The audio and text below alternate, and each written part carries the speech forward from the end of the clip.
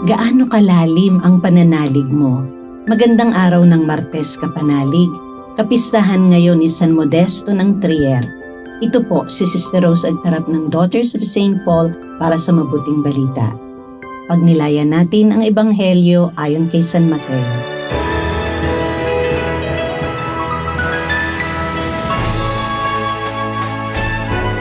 Sinabi ni Jesus sa kanyang mga alagad, "Pag mananalangin kayo, huwag kayong magsalita ng magsalita gaya ng ginagawa ng mga pagano. Naniniwala nga sila na mas pakikinggan sila kung marami silang sinasabi. Huwag kayong tumulad sa kanila. Alam ng inyong Ama ang mga pangangailangan ninyo bago pa man kayo humingi. Kaya ganito kayo manalangin, Ama naming nasa langit, sambahin ang ngalan mo, dumating ang kaharian mo, sundin ang loob mo dito sa lupa para nang sa langit. Bigyan mo kami ngayon ng aming kakanin sa araw-araw. Patawarin mo ang aming mga pagkakautang, gaya ng pagpapatawad namin sa mga nagkakautang sa amin. Huwag mo kaming dalhin sa tukso, at iligtas mo kami sa masama. Kung patatawarin ninyo ang mga nagkasala sa inyo, patatawarin din kayo ng inyong Amang nasa langit. At kung hindi ninyo patatawarin ang mga nagkasala sa inyo, hindi rin kayo patatawarin ng inyong Ama."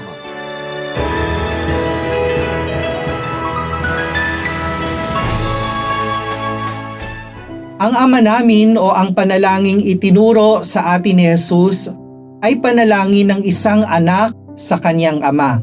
Kinakausap ng anak ang kanyang mabuti at maawaing ama. Kaya nang itinuro sa atin ni Jesus ang panalangin ito, sinasabi din niya na tayo ay mga anak ng Diyos Ama. Sa panalangin ito, sinasabi natin sa Diyos Ama, "Mapasa amin ang kaharian mo, sundin ang loob mo dito sa lupa para nang sa langit." Ang pangunahing gawain ng anak ay ang sundin ang kalooban ng Ama dito sa lupa tulad ng sa langit.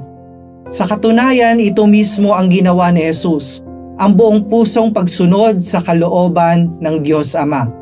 Kaya ito rin ang kanyang ipinagagawa sa atin. Bilang mga anak ng Diyos at mga kapatid ni Jesus, iisa ang ating misyon, ang sundin ang kalooban ng Diyos Ama.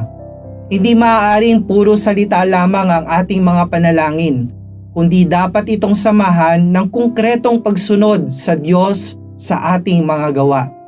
Naway sa bawat hiling natin sa Diyos na bigyan niya tayo ng kakanin sa araw-araw, maisabuhay din natin nawa ang kanyang hiling para sa atin, ang sundin ang kalooban niya. Manalangin tayo. Ama naming nasa langit, bigyan mo kami ng aming kakanin sa araw-araw at tulungan mo kaming sundin ang iyong kalooban sa araw-araw. Amen. Mga kapanalig, maraming salamat po sa inyong suporta sa aming misyon, lalong-lalo na sa donors at sponsors ng Mabuting Balita.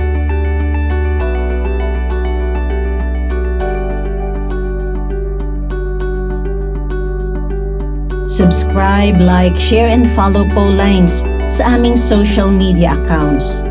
Patuloy po kaming humihingi ng inyong love offerings at donasyon upang maipagpatuloy namin ang programang ito at iba pang mga proyekto sa pagpapalaganap ng mabuting balita. Maaari niyo pong ipadala ito sa aming donations channels.